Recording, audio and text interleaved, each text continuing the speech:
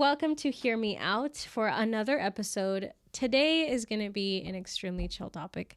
Very fun. Yes. You're going to get an insight into our interests as far as TV shows and novelas. Maybe a little bit of nostalgia if you guys share some of the same interests. But I want to start with novelas. Ooh, okay. So what were some of the like iconic novelas that you grew up watching?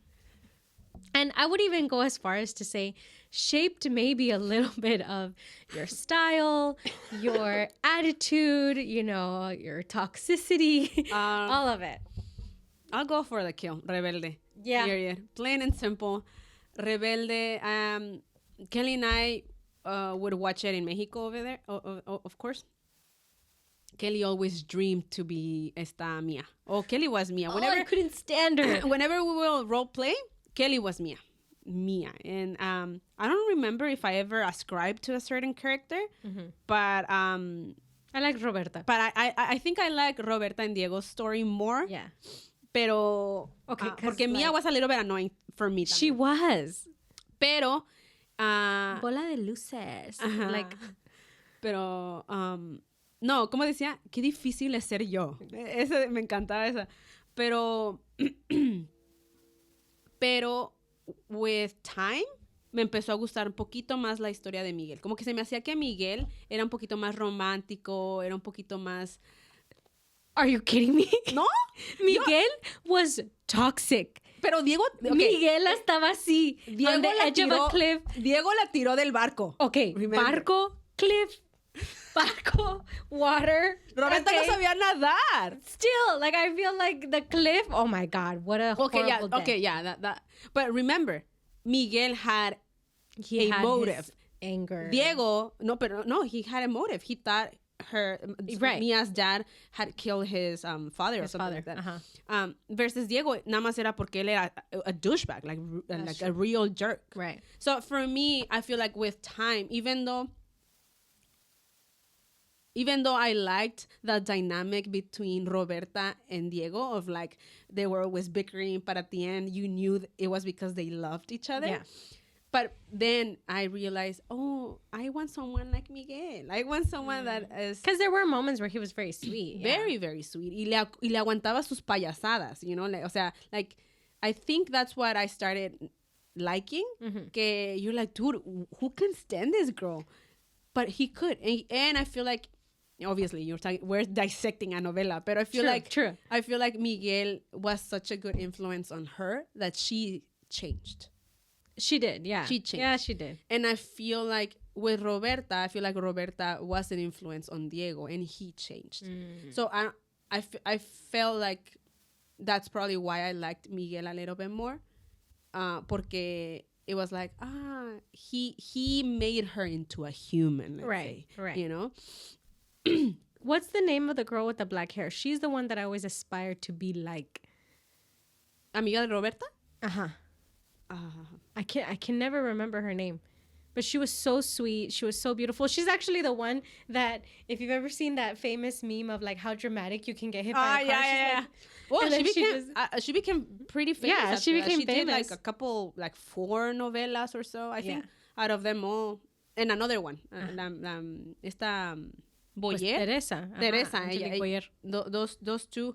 Pero esa en la novela, I don't remember what her name. I think it was Dulce. No. That doesn't sound right. Guadalupe, ¿no? ¿No era Lupita? Lupita sounds right. Lupita I sounds feel like right. It was Lupita. She was sweet. Her way, she was very objective. She was very supportive to both sides. I liked her. Well, yeah, she was friends with both Mia and Roberta porque she was just kind of like, let's all kumbaya and be nice to each other.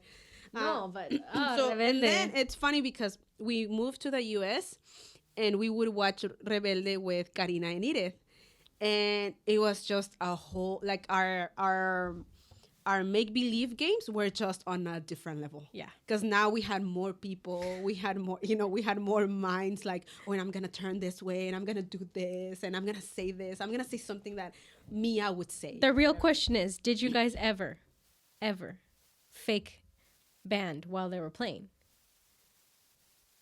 Like, you guys try to mimic the song? Yeah, we did. Like we sang I think Sálvame del Olvido, iconic. That was just one of those that, sí, you know, todas las cantábamos. But I think there's another one, no me acuerdo ahorita. La de Mis Maletas. I don't remember cómo va, pero también esa, like, I think we even played with, like, maletas and everything. So Rebelde for sure impacted us in that sense as we were growing up. Yeah. I mean, I'm telling you, Kelly, I feel like Kelly was Mia for a while. I feel like Kelly was just very obnoxious, very, like, she really believed, oh, I'm going to be like Mia when I grow up. You know, I don't think I ascribed to any character per se. I think for me it was more like the love stories. Right. I think it was more of that. And then Karina and Edith, I don't think if they ever, like, I think maybe they liked Roberta a little bit more because Roberta was just more out there and she was tough. She was tough and everything. But I found Roberta to be a little toxic. Like, I found her to be a little like, hey, if they don't want to do it, why is she pushing them to do it? You know, kind of like, that's why I don't think I ever liked anyone more than the other. Porque to me, I always thought, I know Mia is obnoxious in this sense and Roberta is obnoxious in this other sense. So, no. And then, I think La Fea Más Bella. Oh, but you like the Colombian version. I like Betty I La grew Fea. up with Betty La Fea. Oh, you did? Wait. No, wait. No. I'm La Fea Más Bella. Ajá, you're La Fea Más You're Bella. Betty La Fea. Yeah. Okay. ¿No era Leticia? No, Leticia se llama en... Sí, mine is Leticia. I mean, I grew up watching Betty La Fea. No, La Fea Más Bella, La Gorda Más Fea, La Bella Más Fea, whatever. Pero once I found out that was a remake of the Colombian, I watched the Colombian y me gustó más la colombiana. I've never seen that version.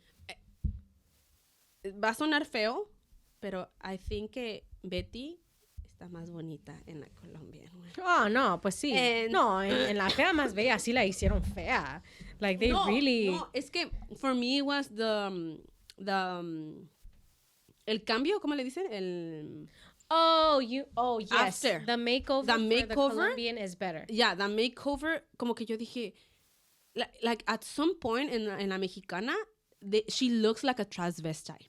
Like, en serio. O sea, it was just too much. Así que le pintan el pelo rojo. She would have had red hair. Y le ponen dresses así que la hacen ver como esta... a character, Rabbit. No me acuerdo. Jessica Rabbit. Y yo así de, uy, no. But the thing about it is that La Fea Más Bella was very comedic. That's the difference, because the Colombian version is very dramatic, very emotional. It really tugs at your heartstrings. And then you have Fernando over here where, like, his way and her twitches, like, it was very comedic. That is true. But I think for me, it was a bit too much. Yeah. For me, it was just, they were scenes that give me secondhand embarrassment. I know, I love it. La oxigenada. No, ya no podía Ay, Doña Marcia. Ay, un miniski. Like, literally, like, I live for it. Entonces, por eso es que a mí me gusta más la colombiana, porque siento que es algo que more believable, you know, more like, oh, okay, yes, no, I get it. Y no one's doing extra. And I thought que la mexicana, a lot of them were doing extra. A lot of them. As a side note, did you ever watch Ugly Betty with America Ferrera? I never watched it. No, I never. Oh, okay. I think Kelly did. Just curious. I don't know. I never did. And so I think those are the only two that I remember sitting through the whole seasons. Like, I mean, Betty la Fea duró como que 3 It was años. a lot of seasons. It was a lot. Oh, I mean, yeah. Y yo creo por eso no me gustó, porque I feel like after some point, they didn't know what to add. They didn't know how else to keep it going. Y ya nada más estaban añadiendo cosas y you're like, really? Like, dude, come on. Like, they La were... empresa y todo, yeah.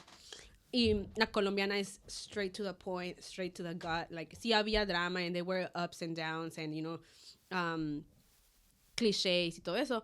Pero I liked them. And it has an after story, too. Oh. Yeah, la colombiana... For me, it was like, okay, la mexicana, it was like, if they were going to make it last that long, they should have do an after story, you know? Like, right. In la colombiana, they did. They did an after story, and they're happily married. They have a kid. Oh. You know, and it's and she goes back to her makeover isn't as drastic. She's still using glasses, but more modern ones, and But she has her braces off.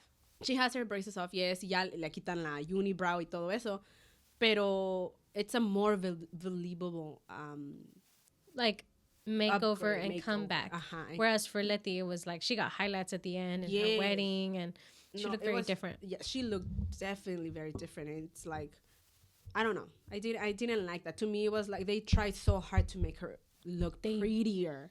Yeah. And to me, it's like if the whole theme of it was that he fell in love with her regardless of how she looked, I don't think that was helping at the end. Yeah. You know? Yeah.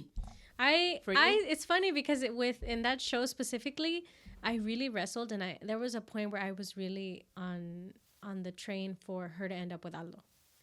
Like he was just so nice and so good, and he really loved her for who she was, you know, and how she looked. And yes, technically so did Fernando, but like when she does her transformation, he had a really like reaction, like, why did you have to do this? Like, why would you need to do that, you know? But even though I don't remember it as much as a child, I do remember rewatching it later on in life, Corazón Salvaje, with Juan del Diablo. Oh my God, yeah. I remember watching that show with my sister and my mom, and just like, and I hate it. No.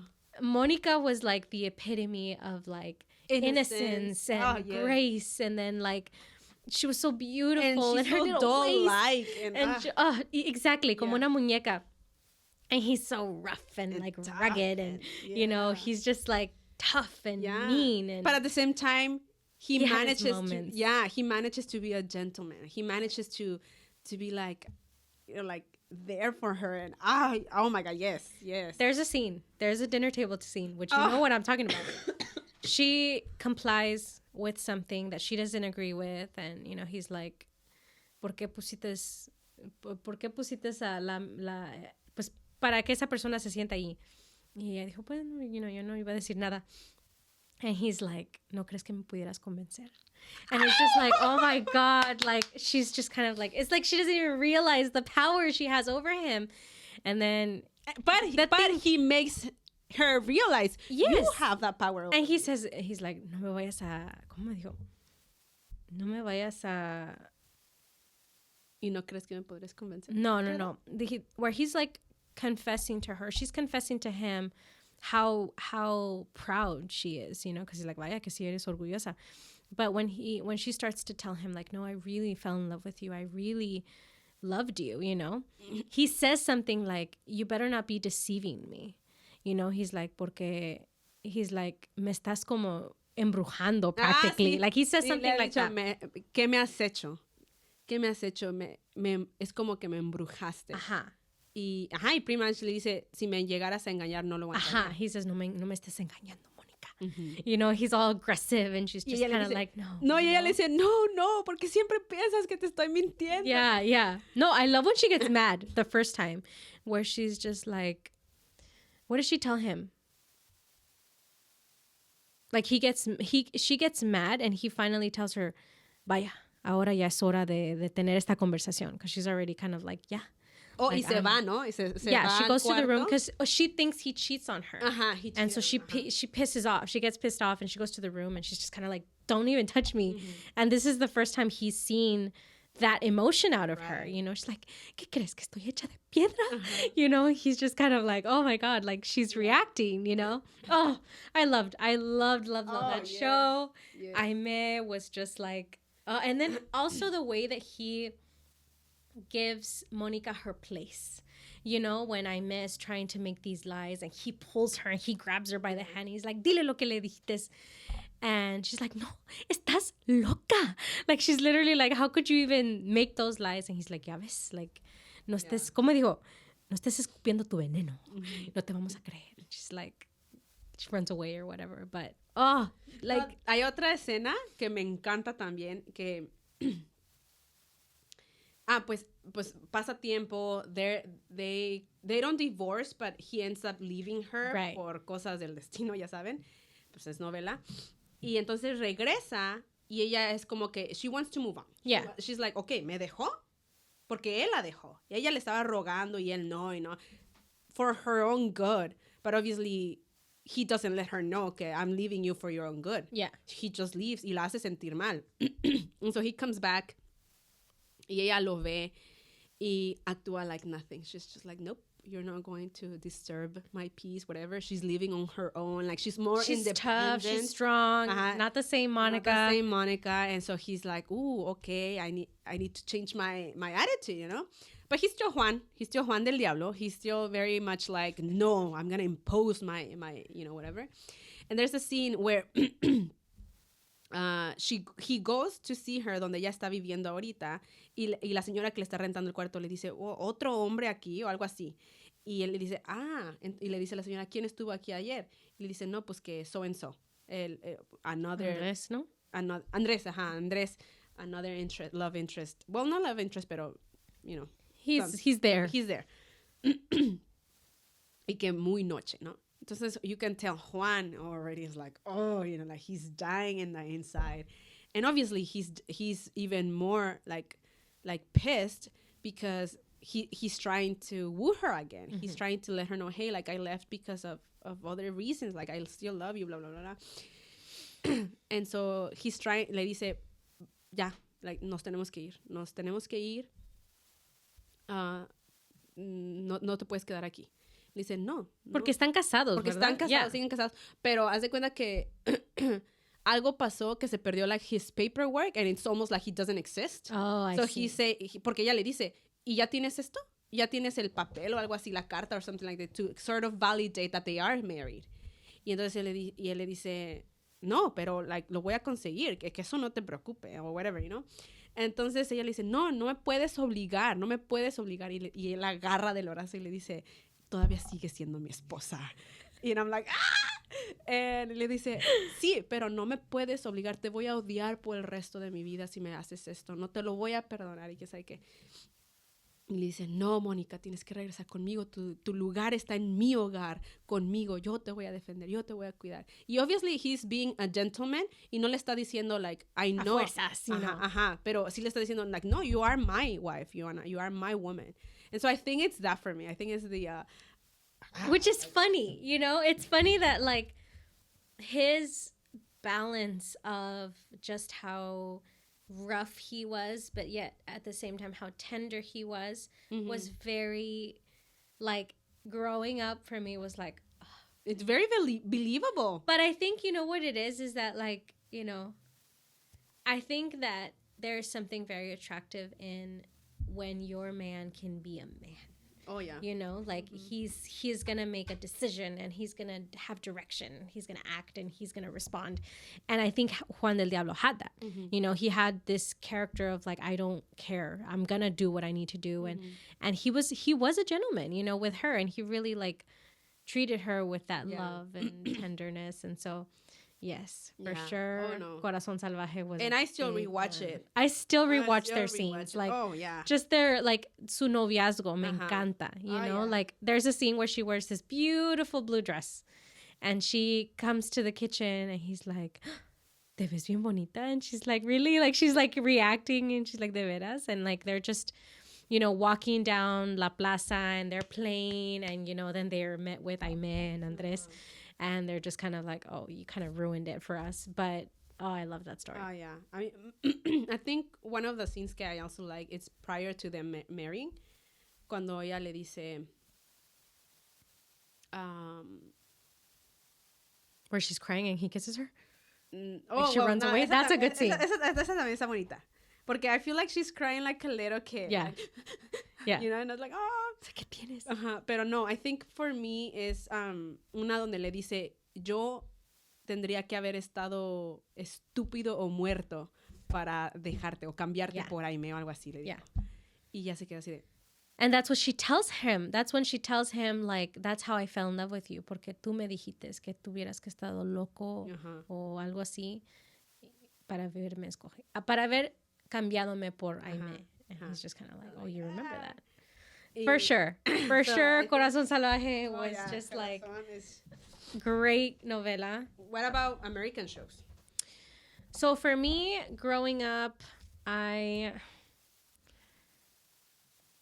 grew up with Disney Channel. Okay. You know, I did grow up with Disney Channel, and so there were like Zack and Cody, Hannah Montana, all of that. But the only impact it really had on me, I think, was just delayed growing up. You know, because like when, even though it wasn't a TV show, but when Cheetah Girls came out, I went through a phase, dude, where everything had cheetah, dude. They had a line. Really? They had a line where their jeans had patches. I remember. Of cheetah. I remember. There, I had. Oh my god, qué horror! I had this dress, dude. No te miento. Layers, or not layers, but it was like all the way down had different cheetah prints. I kid you not. And then tiger, and then like white tiger, like patterns or whatever. Oh, wow. I would wear that to church as a kid, as a 12-year-old. Like that's why today when I see the juniors and I'm like, dude, they're dressing like jóvenes, you know, se visten bien maduras. In my time, like no, I had cheetah. I had like Hannah Montana's line, you know, like they had their lines as well. But I would say that probably my top favorite shows would be like The Nanny. I love The Nanny. Me too. The Nanny is just such a funny show. Yes, racy. It's a reason why I would play at the middle of the night when it was ready for bedtime. But I love it. Like her outfits, her humor, like everything about that show. We sometimes quote it. Yeah, we quote it. We know. And I, to this day, sometimes like just to like, I'm cleaning or something and I'm playing her clips in the background just because I just think it was amazing. It was hilarious. And then Cece and Cece and Niles. Niles. Yeah, they're bickering and they're back and they're forth. I thought that was always really funny. Another show that I would say I watched full through was New Girl. I don't know if you ever saw that show, Yeah, but I didn't see it. I know what you're talking about. Zoe Deschanel. I loved that show. I watched until the beginning to the end, and again the humor. I think I like it because she's very quirky. She's very silly, and she has roommates, and she's living with 3 guys, which she's living with 3 guys. But they have such a fun, you know, like relationship, and they're all like trying to live together, but then she has a love interest in the house or in the apartment. So I really like that one. But I think right now my all-time favorite show is Superstore. Superstore. Yeah. So it's basically a show that mirrors what it would be like working at Walmart. Honestly. The humor, and then it has these moments where it cuts to like different things. Like it cuts in between what people would be doing at Walmart. For example, it's like a person that like puts deodorant and puts the thing back and leaves it there.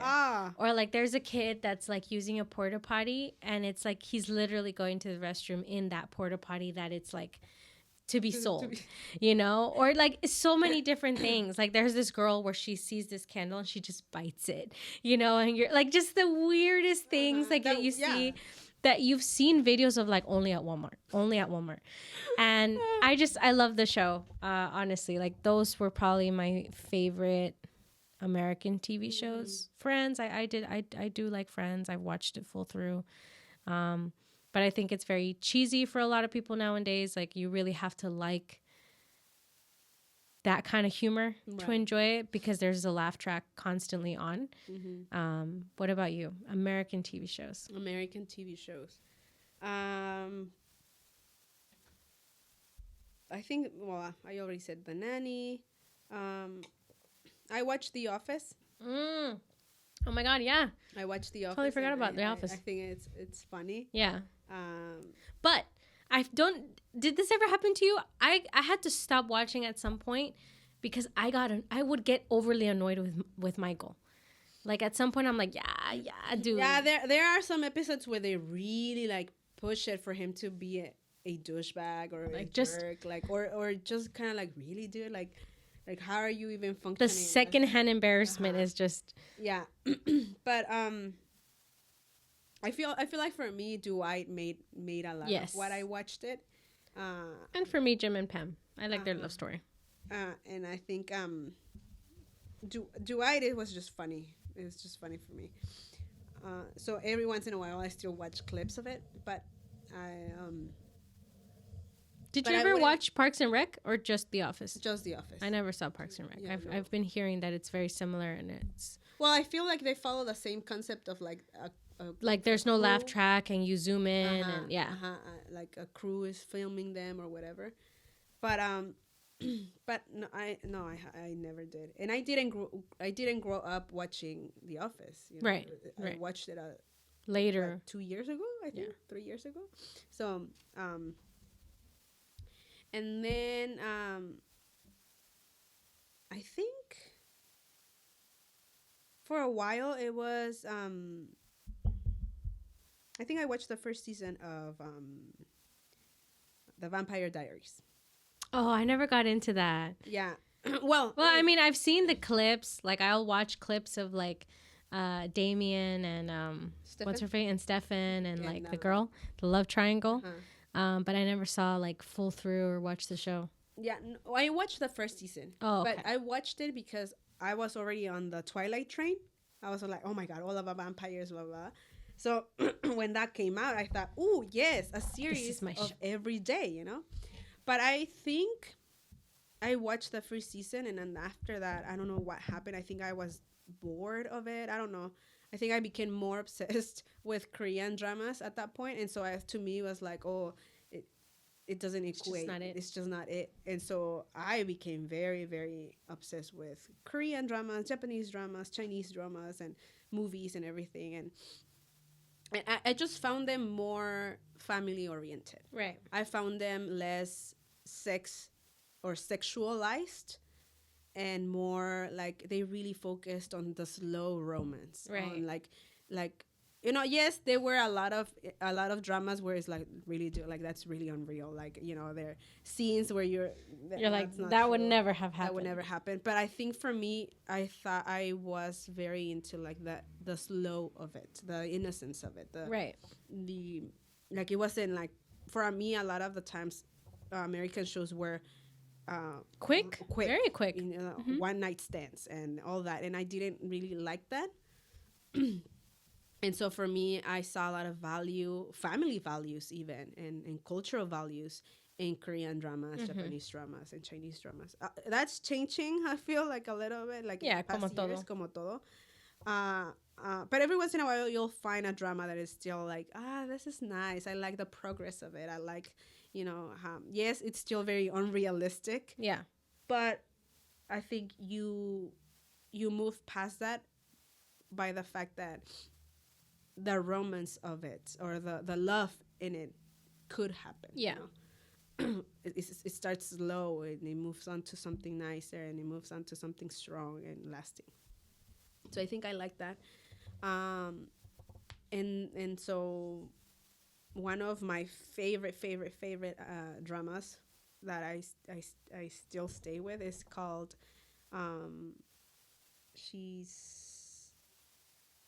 Ay, no me acuerdo.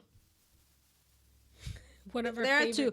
Yeah, it's my favorite. There are two. One, it's Samsung.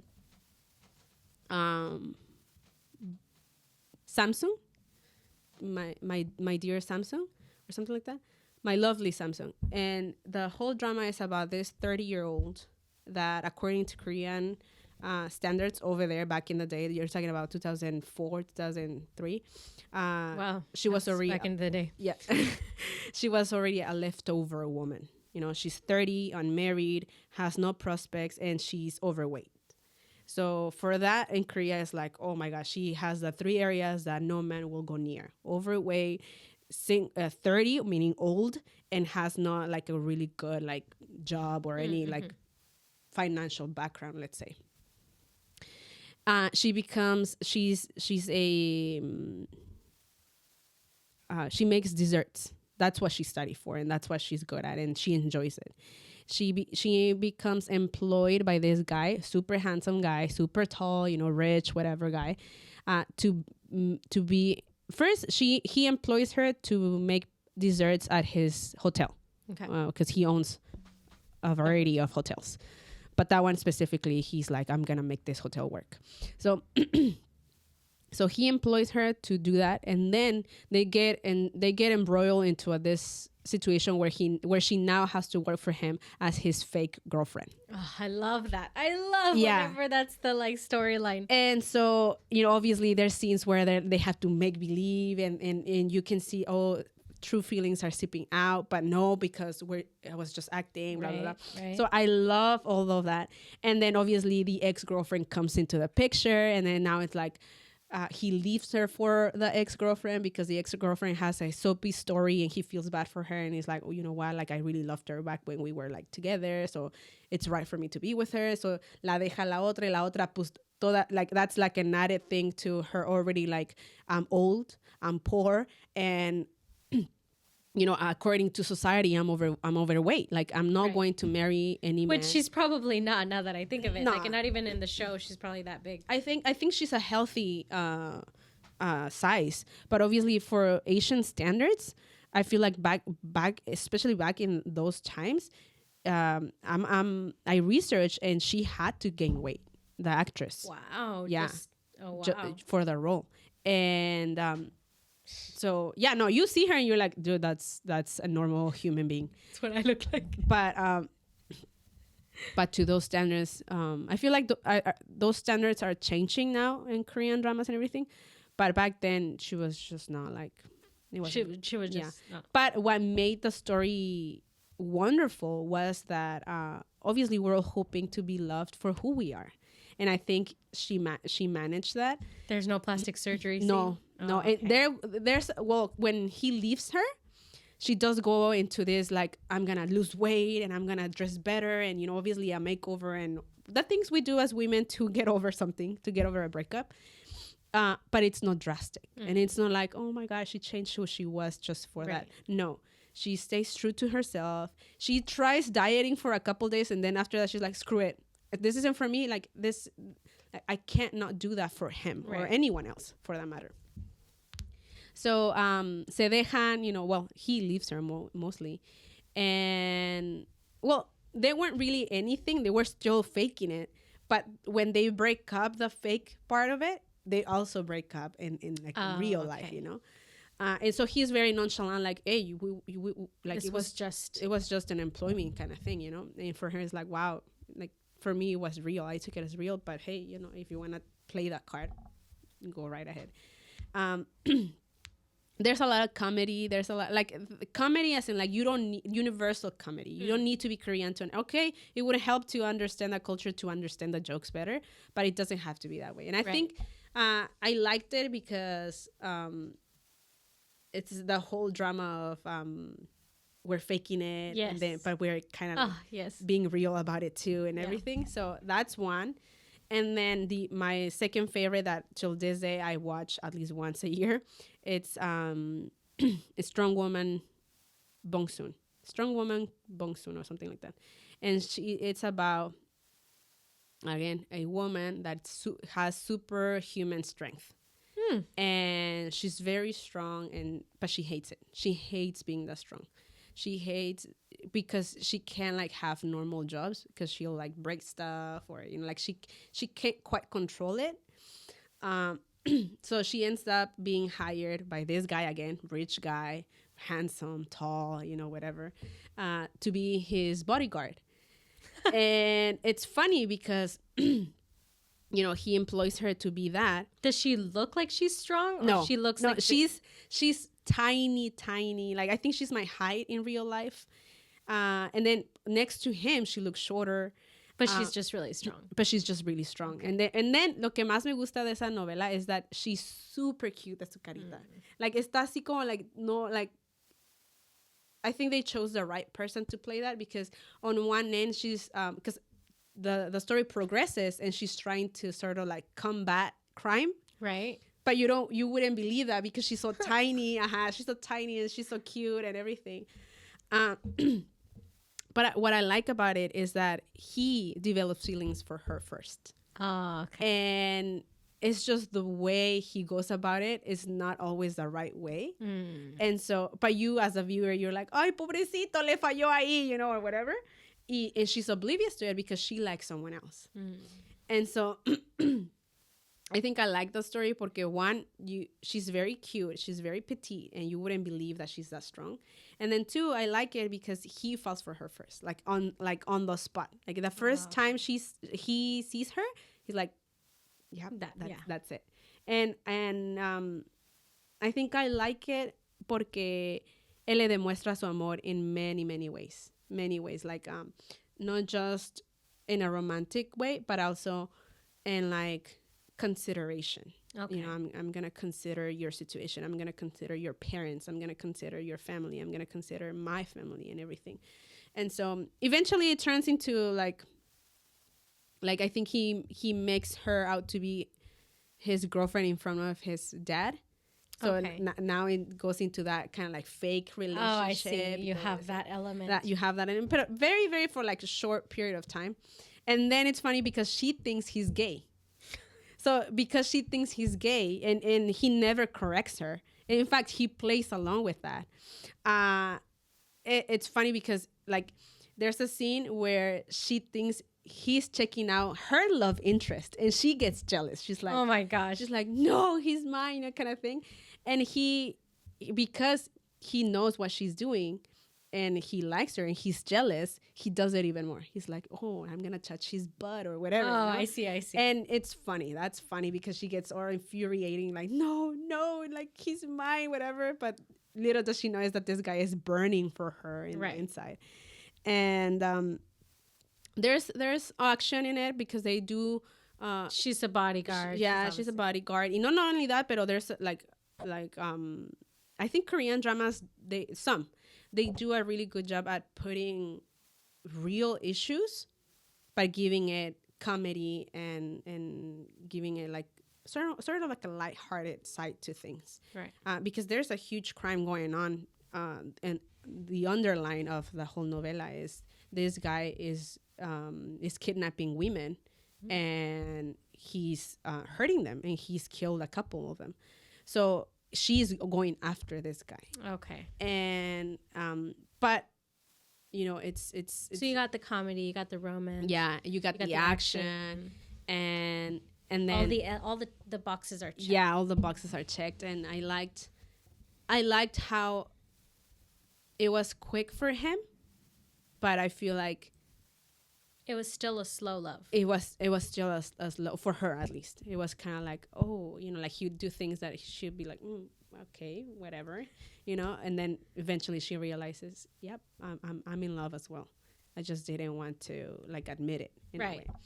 And then he is just funny. Like his way is just funny. He's super extra, but not in a way of like, he's giving me secondhand embarrassment. He's just extra and hiding his feelings, but they still seep through. And then there's a jealous scene where I love it. It's funny. His assistant is telling him, "Oh, I saw her hug another guy." Oh, the love interest, the one she liked. That one she liked. At that point, she didn't like him anymore. Okay. So the assistant is telling him, and he's like, "How did he hug her?" And he's like, "Well, like this." And you can tell he's like dying inside, like, no. And he's like, no, yeah. And then they linger, like he really lingered. I'm like, oh my God, you know, and he's ready to go and tell her. I know what you did. Like, this is unacceptable. And she starts being cute. And he's like he wasn't waiting for that. And he's like, okay, no, it's not about that. And he in his head, he's thinking, no, I need to get a hold of this before it gets out of, like, I need to let her know, like, I'm upset, you know? Yeah. And she becomes cuter as she progresses, or as he's trying to, like, argue with her. He's like, no. And he tells her, no, I came here for something. And then eventually she gives him a kiss on the cheek. He dies. He even plummets on the floor. He's like, like, okay, you know what? It doesn't matter. I can hug too. Like, people can hug. There's nothing to it. Yeah, you know what? Let's go eat. And he's all happy. And I'm like, that scene is one of my favorites. So it's funny because I feel like Korean dramas excel in that. They excel in the little moments. Yeah. The little, like, my only real exposure to Korean dramas was the one that you recommended to me, which will forever be my favorite show. I feel like it it again checks all the boxes, which is Crash Landing on You. And to me, it's that, like, it has the moments, it has the comedy, it has the action, it has the little things. And then I don't know what it is about the Korean culture that also excels in the adorableness of, like, just the little things that they do that you're just kind of like, you know. And like, yes, I totally get, like, I'm actually curious, like, as you're saying all about this show, like, I want to check it out because it sounds like it's really cute. I'm all about like, I do enjoy happy endings. And even though, you know, I won't spoil it for Crash Landing on You, has a certain type of ending, I still think it's a very, very happy ending. And so if it has that, I'm all for it. It has that. And which I feel like lately Netflix has really been promoting a lot of, like, Korean dramas, which back then it wasn't, and now they have a lot of different shows. Because they have Netflix creates dramas now. That's true. They have an interest there. So, and they're using Korean crew to make it believable. It's just Netflix is putting in the money, but it's like we own that, you know, in a way. Right. So I feel like, was Crash Landing on You Netflix show? It says that it's a Netflix original. I'm not sure. Oh, okay. I thought it was a traditionally Korean drama. No, and Netflix has come out with a lot of good originals. Shows. Yeah. Well, like, there's, speaking of Netflix, there's one that I really like. It's Altered Carbon. You do like that one, yeah. That's true. And it's funny because I never remember when you say it, but I know. And it's funny because it's like the complete opposite of what I like in Korean dramas. Right. In Korean dramas, I'm looking for romance, slow to love kind of thing. Moments, you know. I'm looking for innocence almost. I'm looking for like, that warmed my heart. Yeah. But then Altered Carbon is like the complete opposite. It's a lot of crime. It's a lot of nudity. It's a lot of corruption. It's a lot of gore, a lot of action. But I enjoy it because I think it's very political. It's very political. It gives you a perspective of like, we could end up that way. Yeah. Like I can see it. I can see how there's seeds of that now and how we could potentially go to that. Right. And so I like the humanity aspect of that show, even though there's a lot of things in that show that people will be like, oh, you shouldn't be watching it. And I agree. Hey, like, but you could also, like, that's the action version of, like, Racy, but then you also have a Regency era themed show like Bridgerton, which its first season was extremely racy, and thankfully the second one was better. But I remember when I first started watching that show and I would talk about it, people were like, you watch Bridgerton, and it's like, maybe I shouldn't have said that. You know. But yeah, like, I mean, it really depends on, I think, like, for me personally, like, I would forward, but then at the same time it's like, it depends on what your exposure is, you know. And like, there are some people that are like, no, I can't even be exposed to that even a little bit, and I understand, you know, but I get it in the sense that it's like, well, to me, Altered Carbon, I liked it because it's sci-fi. I love sci-fi. I love sci-fi books, sci-fi movies, sci-fi whatever, you know. And I think what it is that when you've read a book and you see it happening, you're like, oh my God, I couldn't have imagined that. Like, you start appreciating the creation behind it, the imagination behind it. Right. Or sometimes you try to imagine and you're like, I can't imagine how this would be. And then you see it come to life and like, oh my God, yes, this makes sense. So I think that's probably why I enjoy it a lot more.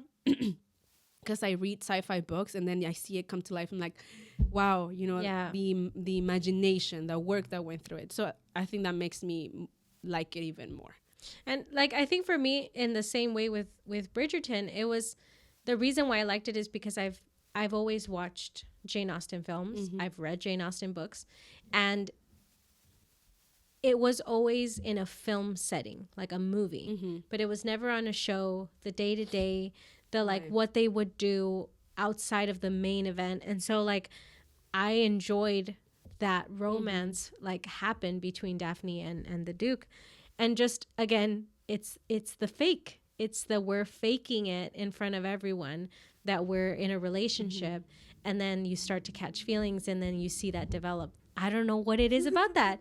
I have books that from my favorite author, which is Lori Wick. She's a Christian author.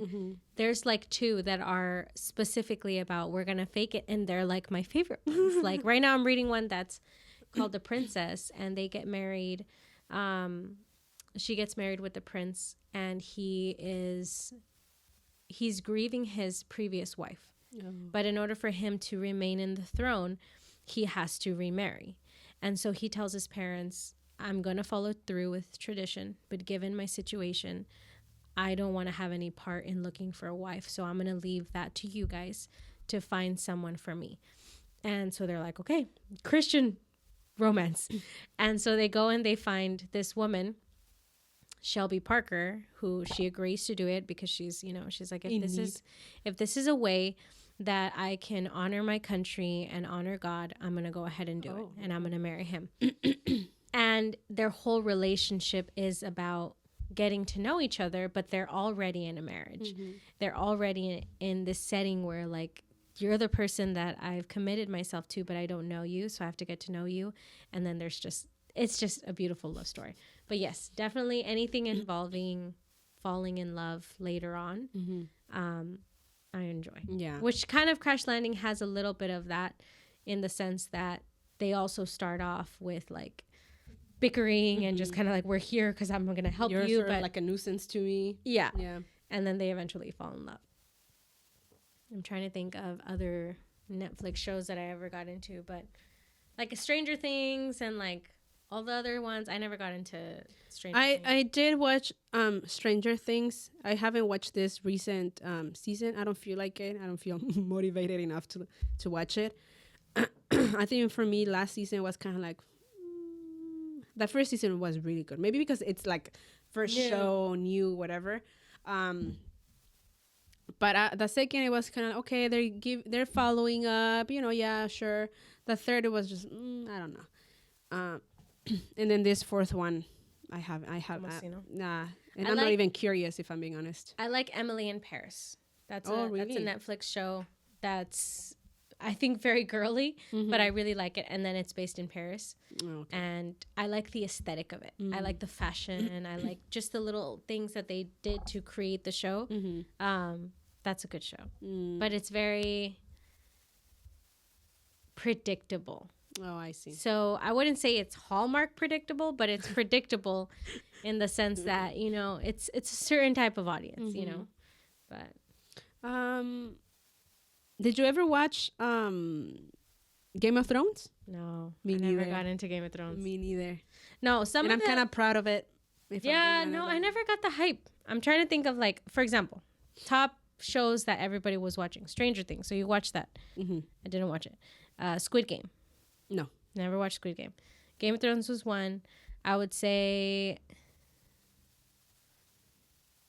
on Netflix that everybody was watching. Or did you watch? There's a 12 Reasons. 12 Reasons. I never watched 13 Reasons Why. 13 Reasons. There you go. I never watched it either. There's another one that I feel like it was pretty famous. You? Never got into You. Me neither. What about The Witcher? No, I've heard that The Witcher is like, but it's Calvin Harris, right? I started watching it for him, dude. And, something about that wig. And I stayed. Something about that wig, but no, I've never gotten on it because isn't it all based on a lot of witchcraft? Yes. Okay. Yeah. Yeah. Yes, and God forgive me, and yeah. One show that I'm debating right now, I'm really, really, really debating because I don't know if you ever have this, but there are times where in Netflix a new show pops up and I'm really curious, but I don't know if I want to get into that commitment. Right, yes. Because it's like, all the time. Dude, like once you start a show, you're going to want to finish it. Like I started watching this show, Love is Blind, which I was introducing you to. We just watched the first season. And, you haven't finished it. Yeah. I was really like within, I think 2 or 3 days, I had finished all of it. And I was like, oh my God, like I can't do this. But right now, Wednesday is a show that I've been seeing pop up, but I am debating for these reasons. So I loved the Addams Family. I loved the show. I loved the 1960s version, black and white. I used to watch that show, even though the Munsters is not the Addams Family, but they're kind of similar. They weren't scary. They weren't scary. And so I enjoyed the original. And then obviously when the movie came out, I loved it. I loved it. Never got into the cartoon. They recently did a cartoon, Addams Family, and I didn't watch it. Oh, like a movie. The movie. Yeah, it was a movie. And so now they come up with the show, and it's all about Wednesday. And I'm like, okay, it has the elements that I liked about the show. You know, obviously it's the Addams Family, but Netflix has a tendency of darkening certain shows. Right. For example, I watched the Sabrina the Teenage Witch. yeah. I don't know if you watched it. And then they came up with Sabrina in Netflix, and it's so satanic. I'm like, I can't. They ruined it, you know? And then they do that with a lot of remake shows like The Rebelde. Oh my god! Dude. I saw. Did you see? I saw the that? first episode. Oh my never. god! This Cringy. horrible. Cringe. So I'm like, no, like they will take a show sometimes and then ruin it, you know? And so I'm kind of like, I don't know if I really want to watch it because of that. And then I don't know if it's going to be scary. Because to me, Stranger Things is scary. It is. That's why I'm like, I don't know if I want to watch it because if it's going to be too scary, then I'm not going to enjoy it. No. But I don't know. I mean, I got to watch it in the day with friends. I don't know, but it is scary. It is scary. I mean, Stranger Things. Yeah. I don't know about Wednesday, but Stranger Things, yeah, definitely was. I think. Did you hear my stomach? I thought it was mine because I'm also hungry. I was like, but I think Maybe that's a sign. maybe we should cut it. For me, I think I would agree with you that Netflix sometimes ruins things, and They come up with good original content, but I think when it's a remake, sometimes it's like, and then but I think that's what I like about going back to binge watching. I think that's what I like about Korean dramas. They release 1 or 2 episodes per week, and you're done, and you need to wait. And so I think I like that delayed gratification. Right. And it taught me to be patient. I was like, okay, you know, I need to wait Instead for those other dropping the episodes. whole thing. Because then I think about it. I think, like, do I have the time to make this commitment? And then you get into this dark hole. After you finish a show, you're just left like empty. Yeah. I'm just like, oh, I need just to watch finished another it. one Yeah. to make me feel like, okay, I like it's fulfilling. Yes. But recently we've started watching with my mom. We've been watching Christian novelas. Yeah. De las brasileñas. But we just finished Genesis. Yeah. And it was really good. Like, we learned a lot. I mean, you had to, my mom and I decided to read along as we were watching it. Right. And I think that made it really good. That made it like 10 times better. Yeah. Right now she's watching Reyes. And I'm very, very tempted to start watching it. But she's like on the 2nd season. And so you don't I would want to have like... to, I would have to catch up. And I don't know if I have the time and like the commitment. But novelas brasileñas, they're I feel like they really study their things. Yeah. I mean, I don't know, maybe pastors out there are like, no, están igual de mal, blah, blah, blah, blah. But like we've watched Jesus, we've watched David, Los 10 Mandamientos, Apocalipsis, ¿cuál otro han tenido? Han tenido Jezabel. We've watched that. We've watched El Rico El Rico y Lázaro. Yeah. Oh, okay. We've watched that novela. I mean, and it's really good. Like, I mean, what you've just shown me of Hennessy's was like... Yeah, and you learn and their a lot. acting. Their acting is good. Yes, their acting and their is good. props are so good. Their staging. Yeah, and I think they're getting better and better and better because you see novelas from like 2015, you're like, oh, les falló ahí poquito el sound. Or Tell me why. I literally had a dream a couple days ago that I was showing Hennessy's to my family, but because it's not on any platform here, I'm trying to like find the site, and I'm like, no, it's not playing. It's not playing. It's on Facebook. It's on Toda in Spanish. Spanish? Yeah. My mom rewatched it in Spanish on Facebook. Yeah, pero Reyes no. Reyes, I think because it's an ongoing series, I believe, still over there. Okay. I think it's still subtitled. But but other than that, todas las demás they're están They're dobladas available. en español, ajá. And so I think for me, there's a scene in Genesis, because Genesis is all Genesis, right? Up to when Jacob or Israel muere. Yeah. And pero he manages to reunite with Joseph. And there's a scene. Okay, there's muchas escenas that I'm like, oh my god, like the whole story between Leah and Jacob in la novela. I mean, obviously, in the Bible it doesn't give details, but in la novela it's a very slow love. Very, they add very to slow. it.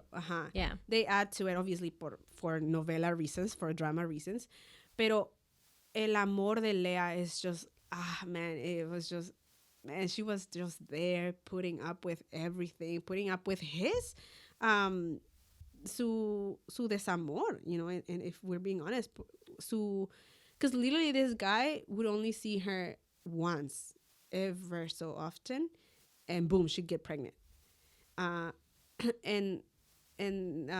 So seeing her suffer like that, it was just, but then, cuando en la novela, cuando él pelea con Dios, con el ángel de Dios, y le cambia el nombre a Israel,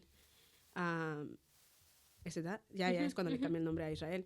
He comes back as a new person.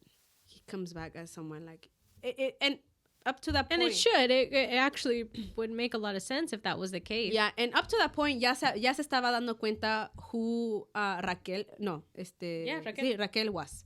Porque Raquel, toda la novela fue una... Inconsistent. Lack of conviction. Yes, así, o sea, fue una mujer mala. Le hizo creer algo que no era. Pero él estaba ahí, enamorado, no veía nada. Entonces, cuando salen de la casa de ellos, no en Ur, no, están en... I know what you're talking about. Pero la casa de su suegro. Ajá.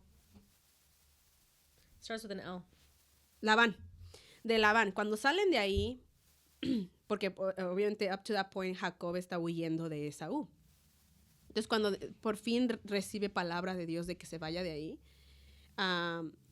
ella le dice, entonces ya por fin vamos a regresar a tu tierra donde tú vas a tener de todo, tú eres el dueño de todo. Y él le dice, no, yo no soy dueño de nada. Vamos a regresar para ver si no me mata Esaú. Y es ahí cuando le deja saber todo lo que está pasando. Entonces ella le dice, no solamente me mentiste de que no tienes dinero, sino también me mentiste de que estás huyendo, eres un fugitivo, te quiere matar tu propio hermano. O sea que ahora me estás poniendo a mí en riesgo, a mí y a mi hijo, porque ya tienen a Joseph. A José. Entonces ahí ella le da a entender, she lays it down. This is who I am. Y le dice, yo me casé contigo porque pensé que tenías propósito. Dinero. Pensé que ibas a ser alguien. Pensé que me ibas a sacar de esta miseria de donde ella vivía. Dice, y ahora resulta que eres un bueno para nada, que no eres esto, no eres aquello. O sea, no eres nadie. Y él le dice, no, yo sé que me amas. Lo que estás diciendo ahorita es por enojo. Y él le dice, fíjate, mírate. Te estoy diciendo cuánto te detesto y aún así quieres ver que te amo. Le dice, qué patético eres. Dude. That scene is like, dang. If he needed any other reason. And obviously, like that scene isn't biblical. But if you pay attention to the little things that it would reveal about Rachel's character and stealing the idols. Exactly. And caring more about the competition between her and Leah and if she could have a child and that bitterness that she had. And even going as far as like claiming that from Jacob, like it's because you don't give me children, you know, and all of that. Like you do see the kind of woman that she was. Por eso te digo que como que sí estudian realmente. Yeah, and how his love for her wasn't enough. Y cómo darles a certain character to these to characters. Be able to bring that out. Y luego también, and it's funny because after she says that to him, she realizes that he pretty much has nothing. es cuando se roba los ídolos de su papá. Porque back in the day, si tú tenías los ídolos, tú ya eras como, you could go back and claim someone else's land. In this case, ella podía ir and claim la tierra de su padre, which is why he made such a big deal después when he goes after them y le dice, es que alguien se robó los ídolos. Y let me go look for them. Y ella se sienta on them. Se sienta on top of them para esconderlos. Well, at least that's what I read. That's what I read. That's why it was meaningful. It wasn't just the idolatry behind it. It was also, it meant that she was like, this is my backup porque este no tiene nada. Ooh, okay. This is my backup porque nos vamos a morir pobres. You know, I need to watch the show again. And so, yeah. And, well, anyway. And so that story, o sea, él la desprecia y and this whole time you know that Raquel isn't being honest. Entonces más coraje te da because you're like, dude, you need to, like, te da Look at Lea. Jacob, like, Lea is so faithful, is so, you know, yes, llegó un momento de flaqueza cuando le dice, no, me tienes que dar hijos por medio de mi sierva, y le da a su sierva, ¿verdad? Pero even in that scene, le dice, tú no me amas, yo sé que no me amas, pero si tuvieras un poquito de consideración por mí, te acostarías con mi sierva. It's crazy. You know, obviously, you know she's wrong for that, right? As a Christian y todo eso. Pero cuando le But dice when eso, you're looking at the whole situation, you know, Exactly. what she was going y through. cuando le dice eso, sí dices, man, pobrecita, los hijos era lo único que la tenía atada a ella, era lo único que le traía como, ok, no me quiere, no me ama, pero le estoy dando hijos, le estoy We're dando linked. descendencia, ajá, es the only gozo que tengo. Entonces, cuando ella ya no puede, y Raquel tiene a José, es cuando le dice, no, cuando Raquel hace que se acueste con su sierva de ella, le dice, ok, si lo vas a hacer por Raquel, if you're going to do exceptions, then you're going to do them for me as well. Y yo quiero más hijos. Y, you know, y le dice eso, le dice, no me amas, yo lo sé, y nunca me vas a amar, le dice. Eso lo tengo bien grabado en mi cabeza. Pero si me tuvieras un poquito de consideración, te acostarías con mi sierva. Y más importante porque le dice, tu sierva no va a querer. Jacob le dice, tu sierva no va a querer acostarse conmigo. Le has preguntado y le dice, lo va a hacer. Y le dice, ¿cómo estás tan segura? Y le dice, porque ella me ama. Ella sí me ama. It's like, you know. I mean, obviously it ends up happening. That's the drama. But at the same time, in the end, biblically, Jacob does honor Leah. Leah is buried with Jacob and with his father, because it's Abraham, Isaac, and Jacob. She's buried where Abraham and Isaac are buried. Yeah. Rachel is buried on the side of the road. Like, literally, they just buried her someplace random, and it tells you of, like, qué importancia y qué consideración le dio a Leah y qué no le dio in the end with Rachel, which is interesting because this is the person that he worked 14 years for. And yeah, you see in the end, you know, so yeah. And so, y bueno, okay, so I think I'm making it very long this time, pero when he turns around after he has the fight con el ángel de Dios, o con Dios, y le cambia el nombre, he comes back as a new person, obviously, and he realizes, el propósito de Dios siempre fue Lea, pero como yo quise imponer mi propósito, ahí estuve trabajando otros 7 años por alguien que nunca me quiso. Entonces, he comes to that conclusion y he has a conversation with Raquel y le dice, nunca me amaste, ya lo entendí, pero entonces no hay mucho entre nosotros ya. Yeah. Ya mi amor por ti no es el mismo y de ahora en adelante me voy a ir a vivir con Lea. Y se va a vivir a la tienda de Lea.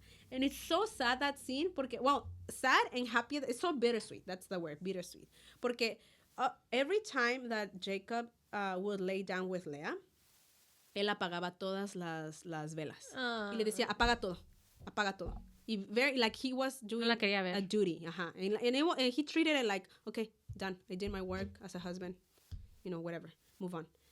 Entonces, y eso. Entonces, he goes there when he's changed, when he's now Israel, y le dice, hey, is it okay if, like, me quedo aquí a dormir contigo? Y él le dice, oh, ¿no han preparado la tienda de Raquel? Sé que, y él empieza a decir, sé que te molesta mucho el tiradero. Sí, claro. Dice, no me estás entendiendo. Me voy a quedar aquí. Ya sé, oh, ok. Y ya nada más dice, ok. Y ya dice, bueno, ya se está preparando ya para dormir y empieza a apagar todas las velas, like usual. Y él le dice, no las apagues. I'm like, oh, Dios mío. Dude, my mom and I were crying. We're just like, oh, Lea, finally, Lea. Alguien vio su corazón. Él vio su corazón. Dios vio su corazón de Lea.